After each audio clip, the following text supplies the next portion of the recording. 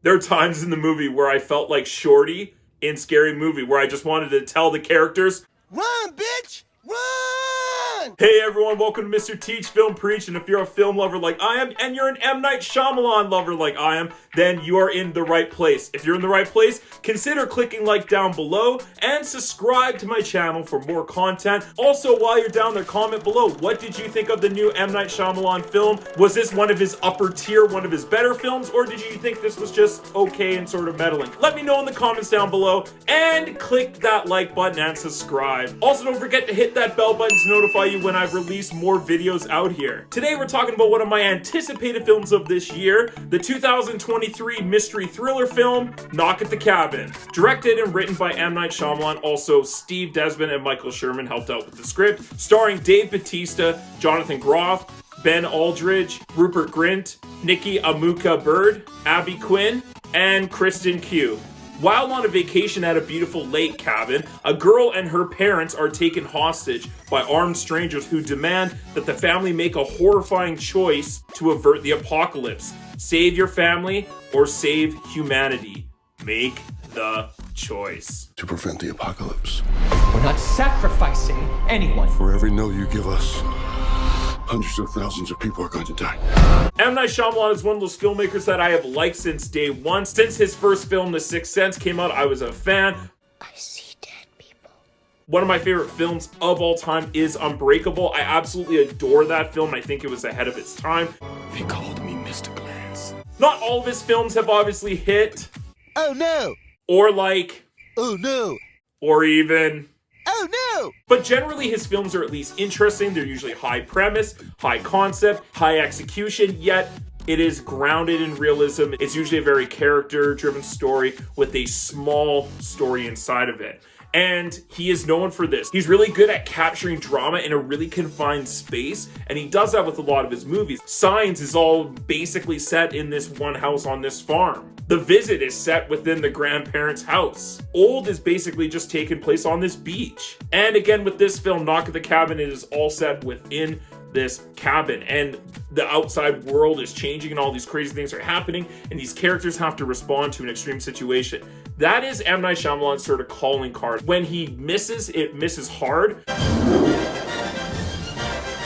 But he also takes a lot of risks in his filmmaking, and I can't really ask for much more from a director. This film is so well executed, very much thought out. You could tell he meticulously planned and executing his vision so well in this film. I think this is one of his better movies he's done in the last 10 years. There's twists and turns throughout the story, but not in ways you expect, which is another great thing that M. Night Shyamalan does. Cinematography in this movie is gorgeous. He shot the whole thing on film, which you can definitely tell from some of the rack focus, deep focus cuts that he chooses in this movie. And I think that's a really interesting look for this movie, and it works because it's so cinematic and so grand, yet such an isolated, tiny story, and he blends that so well. One of the best things about a thriller mystery kind of film is wondering what's going to happen next, and no other time do I say that more than in an M. Night Shyamalan film. And this particular movie as well, I was going, what is real? What is not? What is happening? Do I believe them or do I believe the family?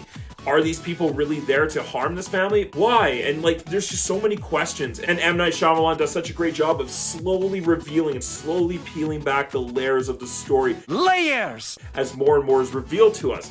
And I love how masterful he is at that. The amazing performances in this film. Dave Bautista, this is, for me, the best thing he has done.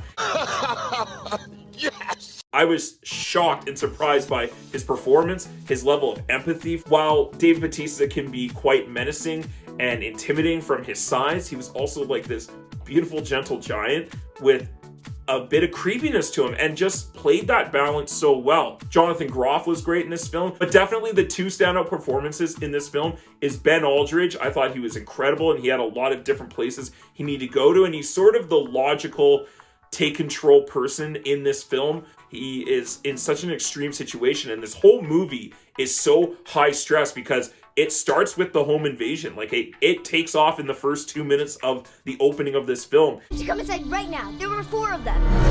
What do we say? You shouldn't make things up when we're talking about... These actors have to be in these extreme situations constantly. The other standout that plays off of these characters and these performers as well is Kristen Cui. It is so compelling. The way she looks, the way she responds to the other actors in this film. I thought she was fantastic in this film. What a discovery. This movie flowed so nicely. Like, there was never a dull moment. I was intrigued the whole time. It ran really nicely. I didn't feel like it was too long or too short. The story may be a little thin in areas, and you could sense it at times where you weren't quite sure why the characters weren't running or doing these things. Run, bitch! Run! And I get it because they have to trap these characters there, so some things for plausibility are thrown out the window, literally out the window. But at the same time, you just got to give over to the film as well. Another great thing about this film is the entire time you're asking yourself, what would I do in this situation? How would I react? What's the kind of choice I would make? And that was the really fun part about this film, is like engaging in that conversation and trying to figure out what would it take for you to make the decision, or would you just let things go and they can go their course, or how much would you intervene? And I think these are really fun, interesting questions that are asked throughout the film. I want to just say though, it wasn't a horror movie, and it's kind of marketed in a way as a horror film, and it's misleading a bit that way, where there's not a lot of gore or violence.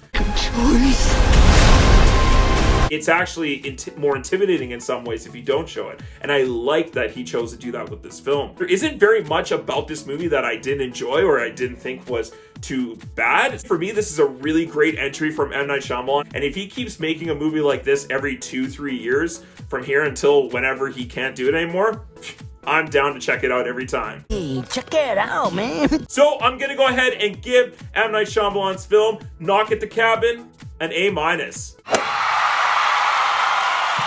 What did you all think of this film? Was this a great mystery thriller, or were you a little bit let down? Let me know in the comments down below, and while you're down there, click like and subscribe to my channel. Also, don't forget to hit that bell button to notify you when I release more videos. Thank you so much for checking out Mr. Teach Film Preach. Hope you all had a great time. Come back and check out some other videos like Plain, Missing, and Women Talking. Have a great day, everyone. Stay focused, stay awesome, and as always, let's get taught.